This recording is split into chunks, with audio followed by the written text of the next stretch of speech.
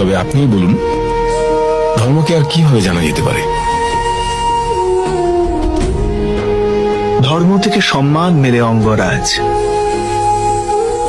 জীবনে যদি অপমান লাভ হয় তবে এটাই মনে করতে হবে যে ধর্মের বহন করা হয়নি। আর যে আজন্ম কেবল অপমানই লাভ করেছে, সে কি করবে বাসুদেব? সম্মানের জন্য সংঘর্ষ করা উচিত, কিন্তু অধর্মের সঙ্গ দেওয়া উচিত নয়।